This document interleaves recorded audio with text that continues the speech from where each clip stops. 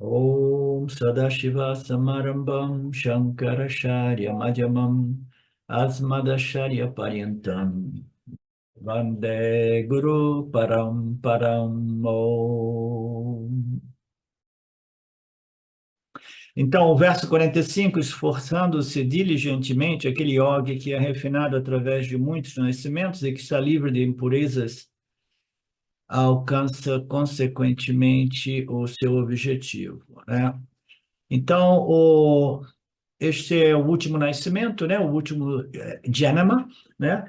Ah, a jornada do indivíduo, da alma individual, né? Ela se conclui com o autorreconhecimento, né? E para isso, o indivíduo precisa ter desenvolvido uma certa maturidade, né? Purificação, refinamento, desenvolvimento de determinadas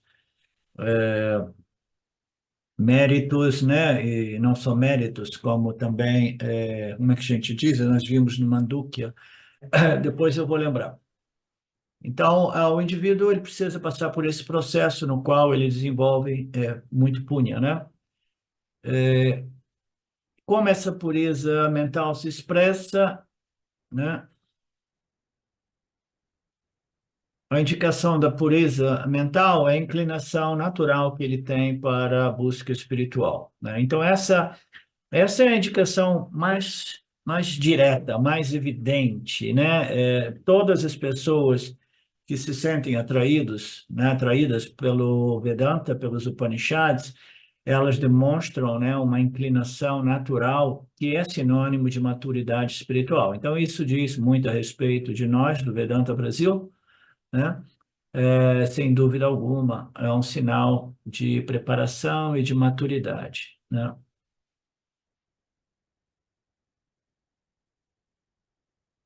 O Swami, ele mais uma vez, ele salienta que este processo leva a muitos nascimentos.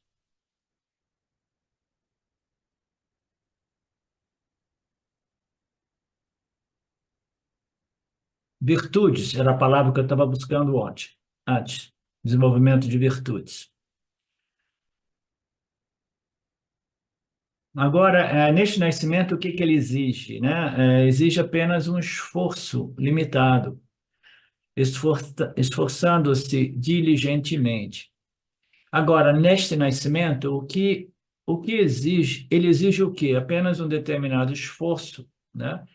Ele já se esforçou tanto, né? Ele já criou uma força motriz, né? Um momento, de tal modo que no final o esforço não é tão forte, né? Não é tão evidente, tão demasiado, digamos assim.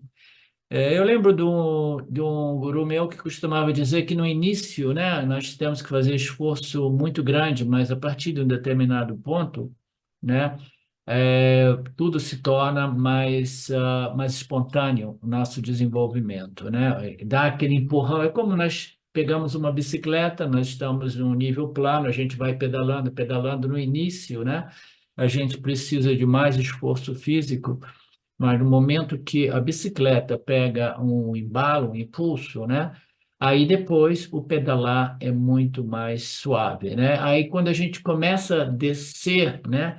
Porque nós acumulamos punha espiritual, aí depois a jornada é mais uma descida, assim, na qual a gente quase que não pedala mais. Isso seria o estágio final deste processo, né? Então, um esforço limitado.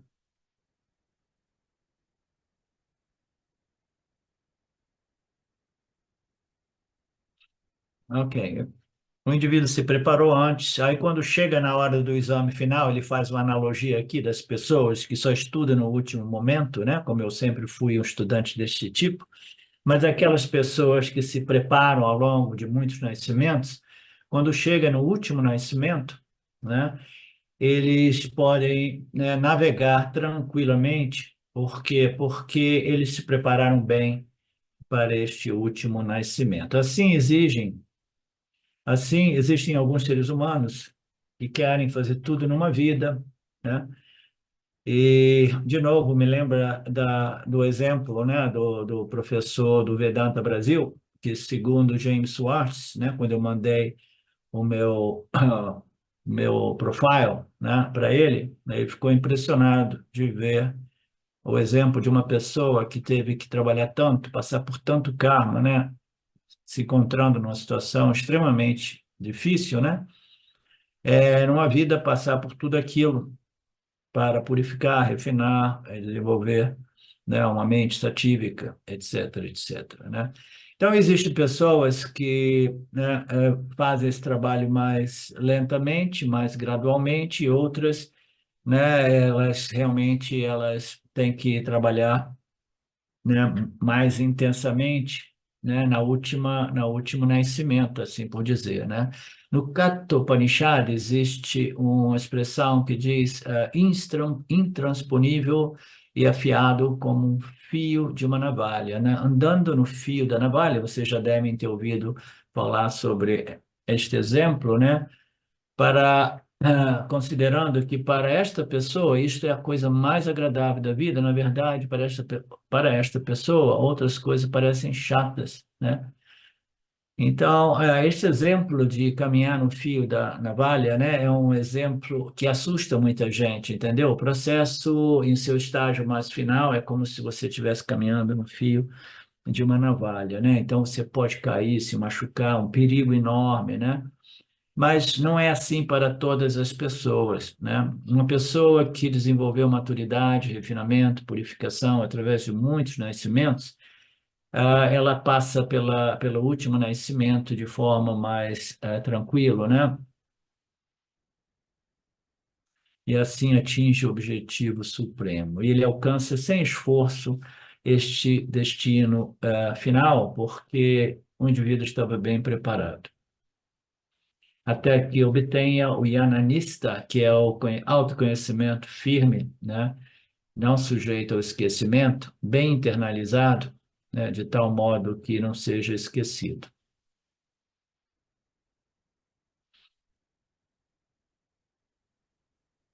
Na verdade, quaisquer que sejam as regras que as escrituras dão, elas são naturais para ele. Então, aqui ele faz referência, né?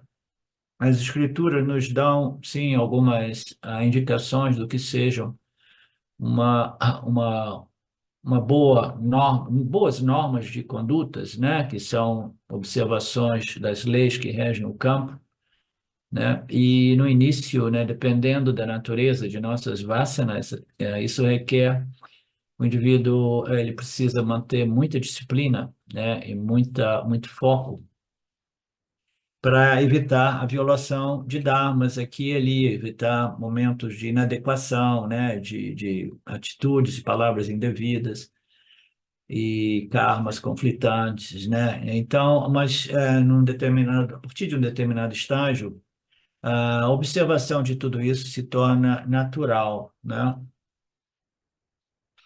Ele naturalmente ele observa o Dharma, ele gosta de observar o Dharma, subconsciente, inconscientemente, ele se comporta em harmonia, né, com o sistema. Ok, então vamos passar para o verso 46.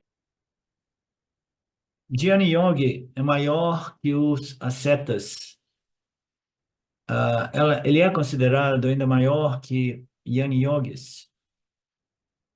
Jnana Yogis. Jnana Yogi também é maior que Karma Yogis, portanto, torna-se um Jnana Yogi, Arjuna. Então, aqui o Swami, o Lord Krishna, está exaltando o yoga de meditação, aquele que é o dhyana. Nós vimos, né, muito, né, muito extensivamente, né, né, no Mandukya, ou no Mandukya não, acho que no Gita mesmo, né?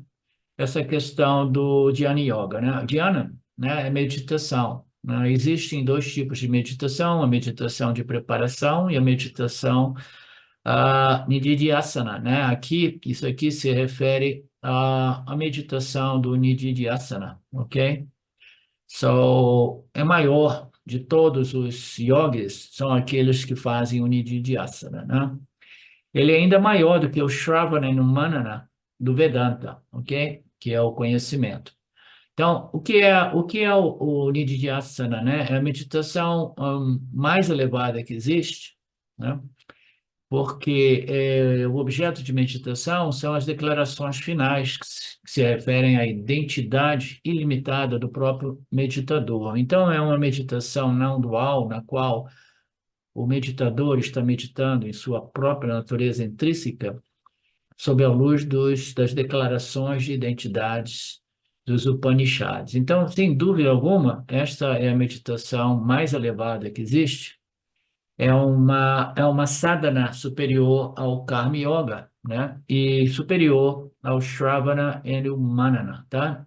Portanto, se torne um Nididhyasana Yogi, tá? Eu estou editando aqui, não para modificar o conceito, mas simplesmente para facilitar a compreensão de tudo isso. No capítulo 6, nós vimos diversos aspectos do que é dito ser dhyana, né? Dhyana, meditação, tá? Então, nós vimos que o Swami Paramarthananda, talvez seguindo as regras, né, da nossa Sampradaya, ele chama de Upasana, a dhyana de preparação, e nós chamamos também de Nididhyasana, a dhyana de conclusão, digamos assim, ok? Que é meditar sobre os ensinamentos dos Upanishads, né? Aquele fluxo, né, de pensamentos semelhantes, todos eles relacionados a essas declarações de identidade, né? Na verdade, com o verso anterior, a resposta de Krishna à pergunta de Arjuna acabou. Eu já disse que até o verso 46 vai até o verso 46, vai até o verso 45. A questão do yoga, Brashta, acabou. Portanto, Arjuna não precisa ser pessimista, porque, como eu disse, o mínimo que você receberá, né, é a purificação e a preparação, o desenvolvimento, que é a punha espiritual, né? Ou, em outras palavras, você ainda assim estará recebendo punha, punha, digamos, místico, né? Ou esotérico, né? Ou, em outras palavras, você irá atingir uma dessas locas celestiais entre o intervalo, né? Desse nascimento e o próximo, né? Nós vimos no capítulo 6 que chegou a um ponto que o ensinamento já estava, né, concluído. Então, ele diz que até o 46 nós falamos sobre o Palam do Dhyana, né? Quais são os benefícios, né? Desse tipo de sadhana, né? Que é a meditação vedântica, né? E depois, então, Arjuna ainda assim fez uma pergunta, né? Ele demonstrou uma determinada preocupação. Ele falou: olha, tudo bem, eu estou empreendendo esse projeto, né? Que envolve diversos nascimentos e eu gostaria de concluir este empreendimento, né? Esta minha busca, né? Neste nascimento, né? Então, eu estou apostando tudo agora neste Nididhyasana, mas se eu não obtiver o autoconhecimento que liberta, né? Então, o que será de mim, né? Será que eu vou ter que nascer de novo totalmente ignorante e a partir daí ter que desenvolver tudo novamente, fazendo todo esse esforço, né? Passando por tanto, né? Dificuldades. Então foi aquele momento de dúvida do Arjuna que permitiu ao Guru, né, o Krishna Guru, de esclarecer esse ponto que é uma questão mais mística, esotérica, né? Ele disse, não, tem um aspecto muito bonito e prático, muito alinhado com aquilo que eu dizia no passado, com base na minha própria experiência. Eu costumava dizer que o Jnana Yoga do Vedanta é o maior purificador e eu tenho uma mente analítica, né? Então, para mim, a lógica é importantíssima. Eu observava que purifica a mente porque está abordando a problemática humana na sua raiz, né? Que é a ignorância a respeito de nossa real identidade, que acaba gerando um monte de desejos e aversões que prejudicam a nossa capacidade mental, intelectual e assim dificultando a assimilação do autoconhecimento. Então, a purificação ocorre através do Shravana e Manana, indiscutivelmente. Karma Yoga é o modo mais preparatório e natural, Upasana, para quem precisar de Upasana, e depois no Shravana e Manana. E se o indivíduo não obtém o autoconhecimento, que liberta, né? Liberta de quê? Liberta da problemática do samsara, liberta do sofrimento psicológico humano que assola, né? Que, que, que é a problemática de quase todo ser humano, né? Então, se ele não concluir esse processo neste nascimento, neste Janama, né? Então, no mínimo, ele obteria, né? Para quem é interessado nessas locas, né? Celestiais, ele chegaria no Svarga, né? Numa dessas locas de paraíso, né? E depois ele nasceria, ele viria a nascer em circunstâncias mais favoráveis para obter ou concluir esse processo, né, de liberação, né? Então, o Swami Paramarthananda, ele elaborou bem aqueles versos finais do capítulo 6, nos quais o Krishna Guru disse que fique tranquilo, né? Muito exaustivamente, ele foi explicando tudinho, porque no mínimo, nós estamos produzindo punha espiritual, crescimento, maturidade, purificação, refinamento, né? Méritos, virtudes, tudo está sendo desenvolvido através do Shravana e Manana. O que ocorre é que o indivíduo não consegue entrar diretamente no Shravana e Manana sem ter passado por Kama Yoga e Upasana Yoga, né? Não, eu quero entrar direto no Upasana Yoga, é um dos problemas que quase todos nós enfrentamos no Ocidente.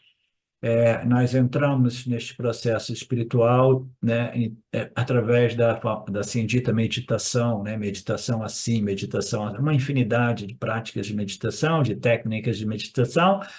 Ninguém passou pelo Karma Yoga e quase que invariavelmente todos não estão qualificados, quase ninguém está qualificado, nem mesmo para o Upasana de preparação, porque o Upasana de preparação sem o Karma Yoga é muito difícil. E o dhyana final, que é o nididhyasana, se torna literalmente impossível sem o Karma Yoga e o Upasana Yoga para aqueles que ainda necessitam do Upasana Yoga, né? Nós veremos isso ainda mais claramente no summary, na revisão desse capítulo 6. Então, que o que vai acontecer, as escrituras dizem, mesmo que você ainda tenha alguns papas espirituais, alguns deméritos, né? Algumas impressões, né? Ou vasanas tendenciosamente conflitantes, problemáticas, esses samskaras, né? Residuais, são muito poderosos, e que eles deem uma ordem de suspensão para Santita Papa.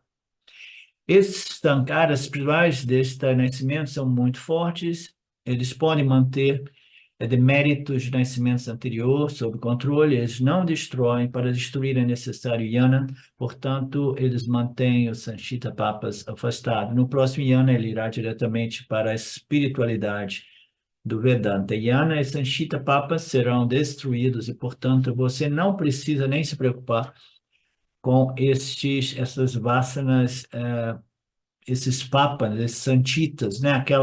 Aqueles papas, aqueles karmas, né? Sanchita karmas, né? Problemáticos, né? Que perturbam a mente, né? Que estão ali ainda, né? Porque eu estava tocando nesse assunto durante o nosso último seminário, né?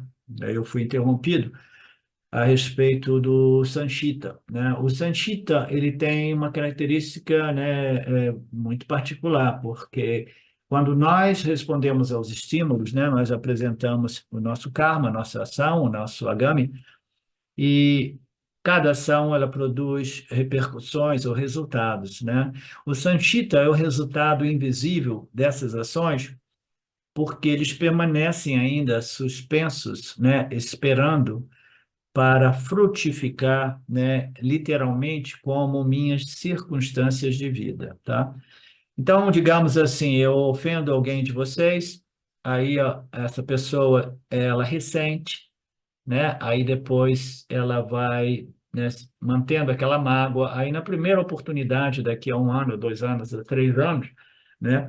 ela também me ofende, né? Aí eu falo, pô, de onde é que veio isso? A pessoa nem lembra, mas aqueles que lembram, isso aqui foi de 18 anos atrás, quando você me ofendeu, né? Então, este Papa, esse Sanchita, né, o resultado, ele se materializou mesmo depois de 18 anos, né? De forma mais tangível. Mas o Sanchita, ele tem dois elementos. Um elemento, eu cometi uma ação e essa ação irá frutificar. Digamos assim, que a gente queira fazer uma violação ao Dharma, roubar um banco, né, digitalmente, né? Você faz uma ação, você faz um roubo, né? E ninguém te pega, ninguém te descobre, né? Então você está esperando assim, será que isso aí um dia vai se manifestar e eu vou ser preso, né? Mas vão passando os anos e nada acontece, né? Aí o indivíduo morre e nada aconteceu, né? Então uma pessoa diria, tá vendo? O Sanchita não se manifestou. Espera aí que pode se manifestar na próxima nascimento. Mas independentemente disto, existe um aspecto do Sanchita que se manifesta imediatamente. Imagina a pessoa que cometeu esse crime. Imagina a condição mental dessa pessoa sempre na ansiedade e medo de ser descoberta e presa, né? Toda vez que nós violamos o Dharma, nós criamos esses Sanchita Papas que estão suspensos e que são intangíveis, que são invisíveis, mas estão condicionando a nossa mente, tá? Então, a nossa condição mental já está sendo impactada por resultados que estão invisivelmente suspensos como Sanchita Papas, mas não manifestos ainda como minha circunstância de vida, mas ainda assim eles existem lá, o quê? Condicionando a minha condição mental, porque eles estão criando ansiedade, expectativa, medo, né? Então, este é um outro aspecto do Sanchita Papas, né? Aqui ele diz que o que vai acontecer, né? É, se feito algum tempo, como matar uma cobra, matar uma pessoa, né? Então, o que vai acontecer? Então, todas essas impressões conflitantes, esses papas, né? Eles permanecem como impressões invisíveis, residuais, né?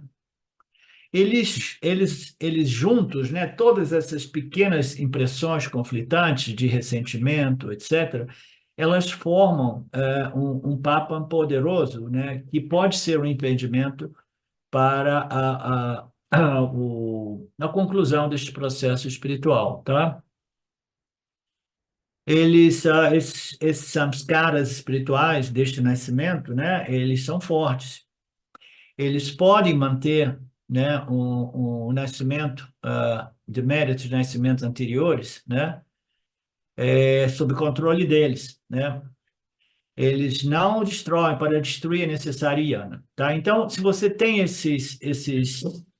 essas tendências, as impressões, esses sanchitas, papas invisíveis, ou esses sanchita papas que de qualquer modo influenciam, né, a nossa condição mental, né, como dificuldades, culpas, ressentimentos, mágoas, né, vitimizações, ódio, coisas assim que você não está nem mesmo consciente, mas servem como impedimentos, né, para que a gente realmente possa desfrutar deste conhecimento, né, de nós mesmos, né? Para isso é necessário que somente o Yana, Shravana Manana, irá destruir aqueles sanchitas, ok? Ações e mais ações não irão destruir o sanchita, por isso que né, numa determinada passagem é dito que os sanchitas serão destruídos, os agamis serão evitados, os sanchitas serão destruídos e os parábadas serão aceitos, né? Mas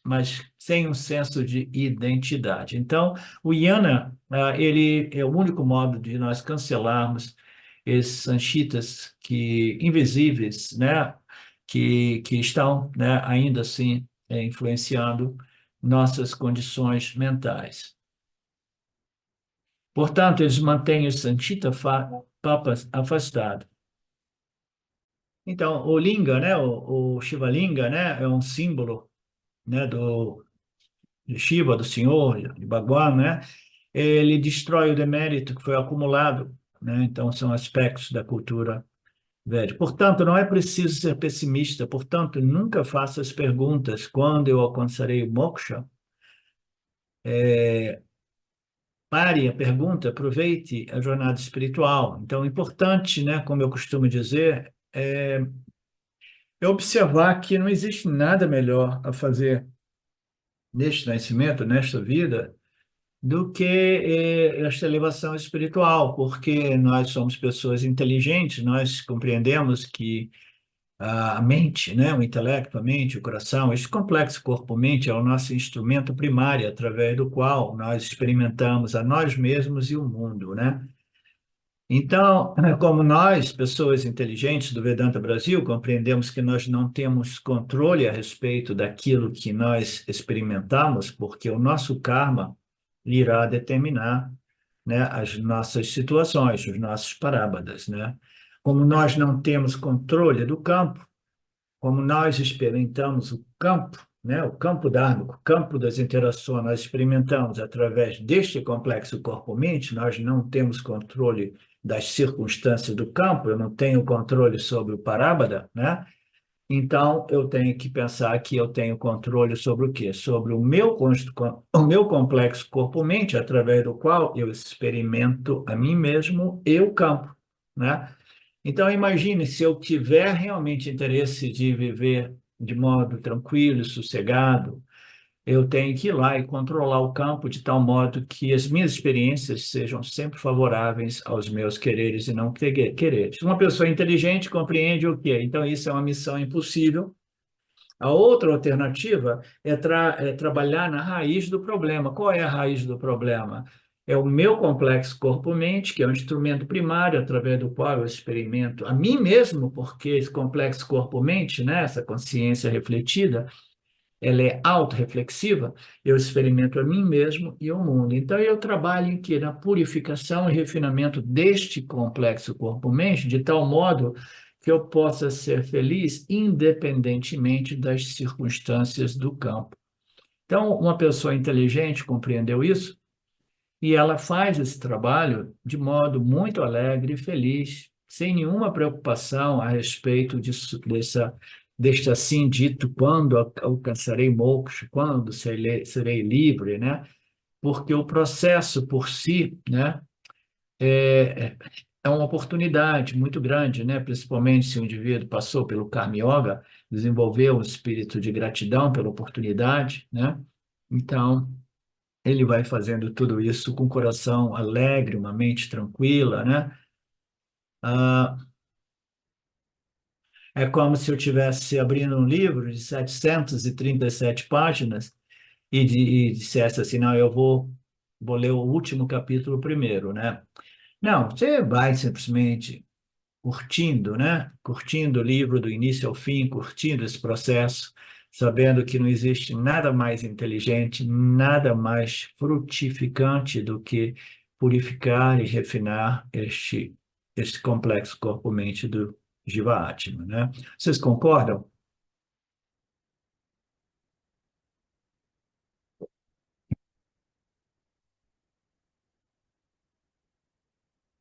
Portanto, seja otimista, Arjuna, né? Arjuna estava ficando preocupado e pessimista. Portanto, nesses dois últimos versos, Krishna está voltando ao tema da meditação para concluir. Então, nesses dois versos, Krishna quer glorificar a meditação vedântica, né? Krishna quer glorificar a meditação vedântica e, portanto, ele está glorificando o meditador vedântico, né? Dizendo que o yogi, o Jnana Yogi é o maior de todos os meditadores. Não pense que seja a Upasana, meditação Upasana, não pense que seja a meditação do samadhi, do silêncio, né, da presença. Não, é a meditação vedântica, que é a meditação mais elevada que existe. Ele está glorificando vocês, nós do Vedanta Brasil, né, os Nididhyasana Yogis, Nididhyasana Vedantins, né, de modo que quando o meditador é glorificado, a meditação também está sendo glorificada. Ele fala sobre muitos sadhakas que são aspirantes, né, aspirantes a essa transformação. Ele diz que entre todos os sadhakas, né, o maior deles é o sadhaka vedantino, né, o sadhaka que faz a meditação Nididhyasana, porque está no limiar da libertação, né? E ele, como muito frequentemente, ele utiliza a palavra yoga para todos os tipos de sadhakas, né? Então, o que é yoga, né? Yoga, muitas vezes, eu gosto de definir como um esforço para produzir, um esforço que eu faço para produzir uma elevação espiritual, um melhoramento espiritual, né? Então, qualquer esforço, qualquer desses níveis, né, dos mais iniciais até os mais finais, é o indivíduo que faz esse esforço, é chamado um sadhaka, ou um yogi, é um que faz um esforço para se superar, para desenvolver a sua natureza divina, né? E transcender a sua natureza animal, né? Então, entre todos os sadhakas, né, o Nididhyasana Vedantino, né, é o mais elevado. Ele está no limiar entre o samsara e moksha, né? E, e quem são os vários yogis, né? Então, ele enumera diversos, né? Tem aqueles que fazem tapas, né? Tem aqueles que fazem diversas outras, rituais diversos, né? Pujas diversas, meditações diversas, né? Tem aqueles que ficam rodando em torno a qualquer coisa que seja um símbolo de Shiva Linga, como a montanha Arunachala, né? Em Tiruvannamalai, né? Então, existe uma infinidade de sadhakas, porque existe uma infinidade de atividades ou esforços que visam um melhoramento da condição do complexo corpo-mente, né? Quase todas elas, inicialmente, envolvem ações físicas, outras ações verbais e outras ações mentais, né? Até que nós chegamos no Nididhyasana do Vedanta, né? Após termos passado por Karma, Dharma, Upasana, Shravana e Manana, né? Então, existe uma infinidade, Krishna enumera algumas delas, aspirantes espirais, tapas, upasakas, saguna upasakas. Então, upasakas são aqueles que fazem upasana, né? Baseado em saguna, né? Eles estão meditando num símbolo de Ishvara colorido pelos gunas, saguna, né? Até que ele chegue no ponto de meditar sobre sua natureza nirguna, aí ele se torna um nirguna upasaka, neste caso, né? São diversos nomes que apontam, né, palavras que apontam para aquilo que é o mesmo, né? O objetivo aqui é o que nós deixarmos gradualmente, né, as meditações, as contemplações que envolvem um objeto de meditação, que a propósito, no âmbito do Vedanta, uma meditação precisa de um objeto de meditação e você se torna um buscador realmente espiritual quando você se torna um buscador religioso espiritual. Então, para você se tornar um buscador religioso espiritual, o seu objeto de meditação precisa ser um símbolo do Criador, um símbolo de Bhagwan, um símbolo de Brahman, um símbolo de Ishvara, seja esse símbolo colorido pelos gunas, Saguna Ishvara ou Nirguna Ishvara. Então, nós iniciamos as nossas contemplações através do Upasana, utilizando um símbolo, um objeto de meditação que simbolize um aspecto do Criador, Saguna Ishvara, e neste processo nós desenvolvemos a pureza, a sutileza, né? A qualidade mental para meditarmos na natureza de Nirguna Ishvara, que é a nossa própria natureza, que se trata de uma devoção não dual, que se trata de uma meditação não dual, porque eu estou meditando a respeito de mim mesmo, estou meditando na minha natureza, segundo as declarações das Escrituras dos Upanishads, né? Existem muitos grupos de buscadores e então os yanis são aqueles que estão comprometidos com Shravana e Manana, porque ele disse aqui, né? É melhor do que o Yana Yoga, né? Onde é que ele diz? Portanto, torne-se é maior do que Karma Yoga, é maior do que o Yana Yoga. Em Yana Yoga, ele se refere, né, àqueles sadhakas que fazem o Shravana e o Manana, né? Então, Shravana e Manana, então eles são outro grupo de yogis ou buscadores, né?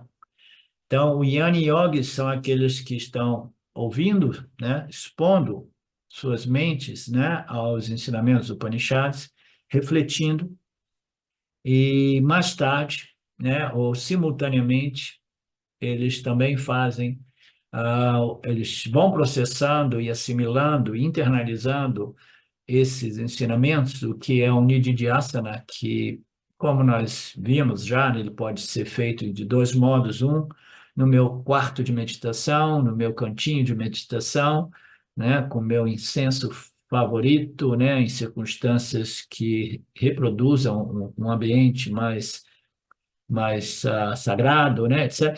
Ou através da observação e vigilância de mim mesmo, né, mantendo vivo esses ensinamentos em minha mente, né, na medida que eu estou interagindo com o campo, que é o nível de asana mais difícil, né?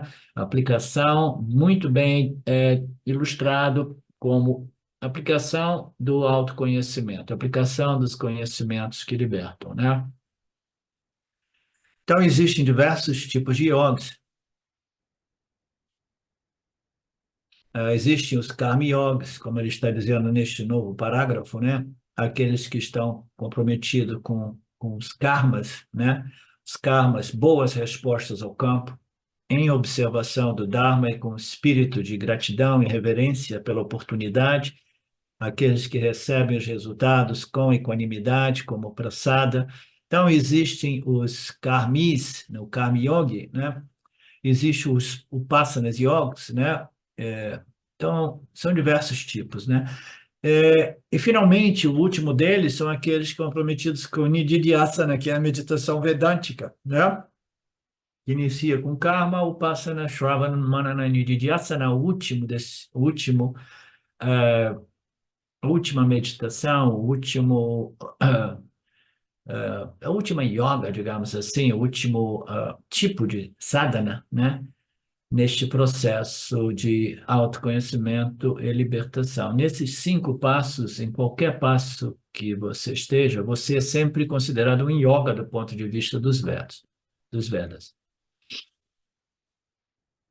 Entre todos esses yogis e yogas, Krishna diz que o Nididhyasana Yogi é o mais elevado, porque está bem próximo do seu destino. Eles já cruzaram, seja tenha sido nesta vida ou em encarnações passadas, eles já cruzaram, já passaram por muito Kama Yoga, Upasana, Shravana e Manana, né? Eles estão no último estágio, quinto estágio, para obter o final autoconhecimento não sujeito ao esquecimento e muito devidamente, firmemente retido, de modo a transformar a personalidade do indivíduo, né? A vida do indivíduo. Então, o Karma Yoga é inferior, naturalmente, tudo isso é naquela escala que nós já conhecemos, né? Portanto, o Dhyana Yogi, nessa linguagem deste verso, né? O Nididhyasana Yogi é o maior de todos os yogis. O yogi significa um meditador, né? Aquele que faz uma sadhana, cujo objetivo é um melhoramento espiritual. O meditador Nididhyasana é superior aos outros meditadores, né? Porque o objeto de meditação é Nirguna, né? Nirguna Brahman, não Saguna Brahman. Eles não são Saguna Upasakas, eles são Nirguna Upasakas, né?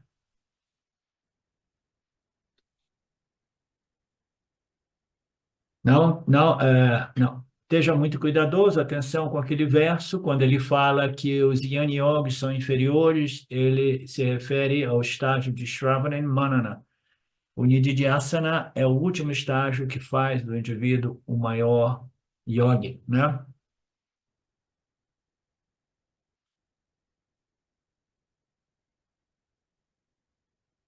E, portanto, Arjuna, se você quiser o autoconhecimento e moksha, você não deve apenas fazer Shravana.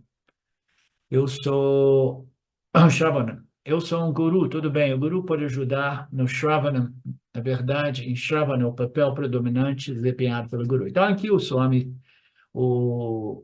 diz, né? Ele parafraseando o Lord Krishna, ele diz: Eu sou um guru e eu só posso fazer o Shravana para você. Eu posso expor, desdobrar os ensinamentos em palavras, né? E, na verdade, é somente isso que o guru pode fazer por seus discípulos, né? O papel predominante do guru é somente esse, né? O guru, o discípulo precisa o quê? Precisa de uma mente pré-qualificada, uma mente humilde, uma mente flexível, uma mente paciente e uma mente confiante, né? Para receber os ensinamentos como expostos pelo guru, né? Então, o papel do guru é somente esse, desde que os raros discípulos estejam abertos e prontos para receber os ensinamentos do guru. Você abriu a sua mente, o professor pode apresentar os ensinamentos, a mente precisa estar vazia, senão o indivíduo irá filtrar everything, tudo que vem do guru, né? Então, só então você será nutrido por esses ensinamentos. Se os alunos já vêm com o copo cheio, né, nada pode entrar, né? Aquela história, o cara estava com o copo muito cheio. Eu já vi isso diversas vezes em referência a pessoas que chegavam no Vedanta e saíam, e outras pessoas observavam, o cara estava com o copo cheio, né?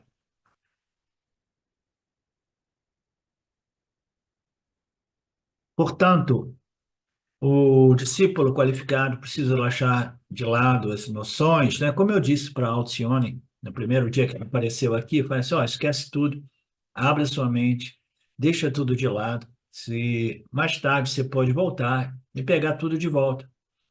Mas é o fato que, no momento que o discípulo se encontra numa classe de Vedanta, né, com um professor qualificado, esse indivíduo, né, esse discípulo, esse buscador, está indiretamente, né, fazendo uma declaração de que eu busco, busco, busco, mas não encontrei, portanto, eu estou aqui buscando ainda, desta vez, no caminho das escrituras dos Upanishads, né, sob a luz das escrituras. Então, se o indivíduo está buscando ainda é porque ele não encontrou, então é melhor deixar fora, não é, Alcione? Deixa fora todos aqueles conceitos, sabendo que eles estão ali, eles são parte minha personalidade intelectual, eu posso pegá-los de volta a qualquer momento. É muito mais fácil dizer do que realmente fazer isso, mas nós precisamos fazer um esforço para manter a mente aberta e livre para receber esses ensinamentos que muitas vezes não são fáceis de serem recebidos, né?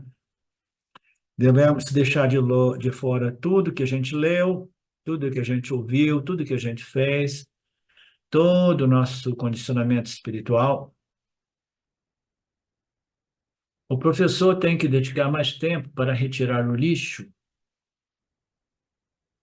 porque, portanto, ele deveria deixar lá todas as noções, confusões, total, lendo tantos livros, o professor tem que se dedicar mais tempo para retirar o lixo. Não, o professor não pode nem quer fazer isso, eu nunca entro nesses contatos, nesses pontos. Eu nunca permito que os meus alunos cheguem para mim com as suas noções, né, que foram obtidas através deste processo, né, de buscas e mais buscas, tentando confrontar as suas noções com os ensinamentos do Vedanta. Eu nunca permito isso, porque o professor não deveria passar o seu tempo tentando remover o lixo de cada um, entendeu? O professor, ele deve simplesmente expor os ensinamentos, tá?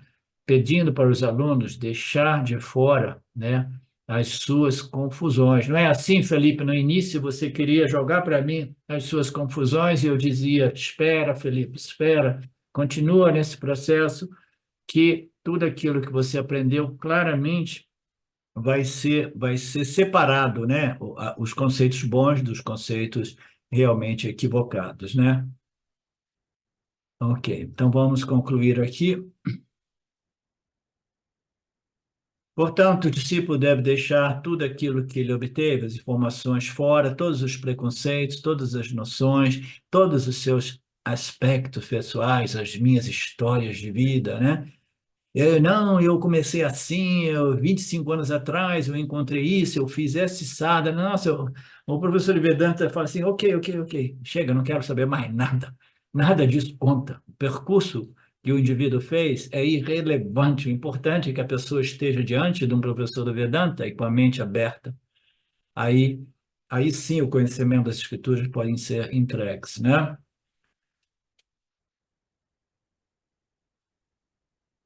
Venha com a mente aberta, aproximação com o guru, isso irá preencher a mente do indivíduo com o conhecimento das escrituras. Aqui o Yani refere-se a Shravanam Manana, né? E Krishna diz que não basta, você precisa de escutar. O guru pode ser o maior guru, mais competente, né?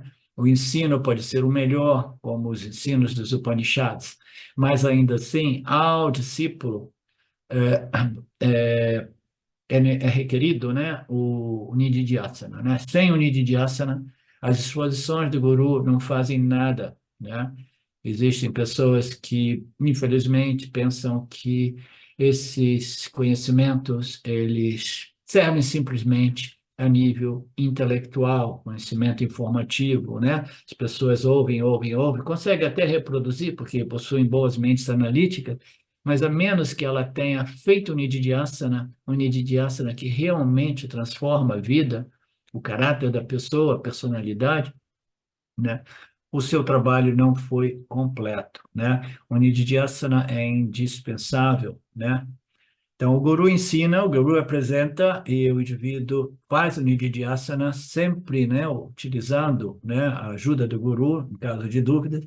O guru não pode fazer nada disso pelo discípulo, o guru não pode fazer um nididhyasana pelo discípulo, o guru não pode dizer, né, é, não funcionaria a sua, não pode dizer isso, não pode fazer isso, a assimilação depende do discípulo, do estudante.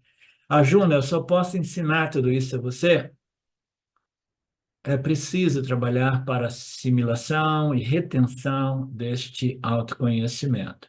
Portanto, torne-se um meditador nididhyasana. Torne-se um nididhyasana yogi. Portanto, não pare apenas em ouvir e compreender intelectualmente, né? As pessoas que acreditam que o conhecimento intelectual já seja o objetivo do Vedanta, não, eles acreditam que seja uma filosofia que eu compreendi. Não pare simplesmente na compreensão intelectual, né? Entre uma aula de domingo e uma outra aula de domingo, você precisa fazer o Nididhyasana durante a semana, né?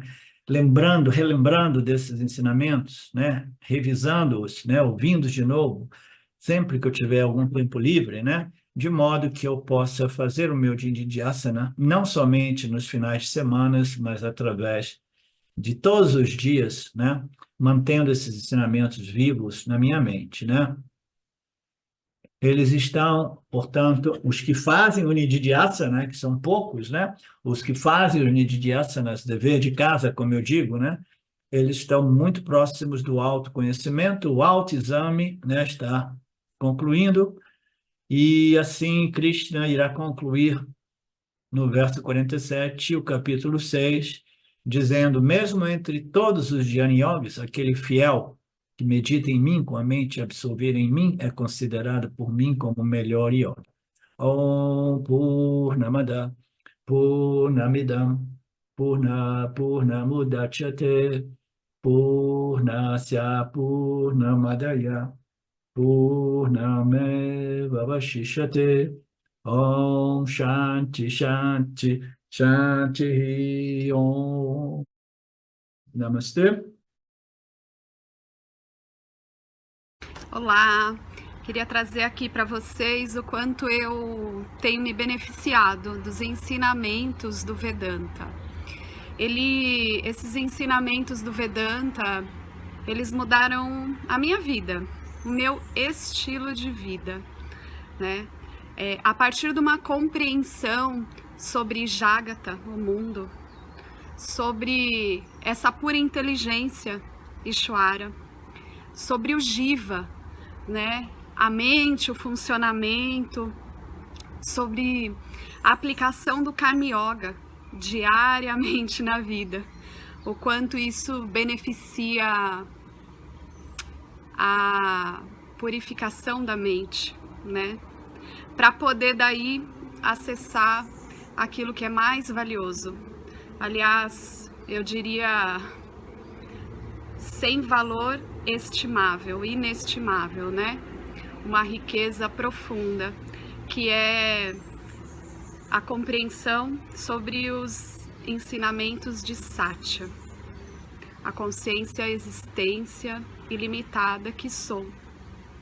Bom, eu sou uma aluna de Vedanta, desse grupo Vedanta Brasil, que iniciei a jornada, estou no começo da jornada, mas essa jornada seria impossível sem o apoio diário de um professor qualificado, o professor Arlindo Nagar, nosso professor, que dedica a sua vida, que dedica as batidas do seu coração exclusivamente para o ensino do Vedanta. Ele gosta de usar a frase, o coração que se doa recebe. Então ele é esse coração que doa. E aí a minha pergunta e o meu convite é: e você? Tem se beneficiado também dos ensinamentos, da compreensão, da clareza desses ensinamentos que são trazidos para nós? Sim? Se sim, o coração que doa recebe. Então o convite é: se você se beneficia, você pode também fazer uma doação. Essa doação, ela é necessária, apropriada, para a manutenção, né, desse ensinamento vivo diariamente para nós. E é um convite para que a gente possa nutrir esse grupo com o dar e o receber. E se você se beneficia, tenho certeza, qualquer valor mensal é suficiente. É o valor que o seu coração sentir, mas é um valor apropriado.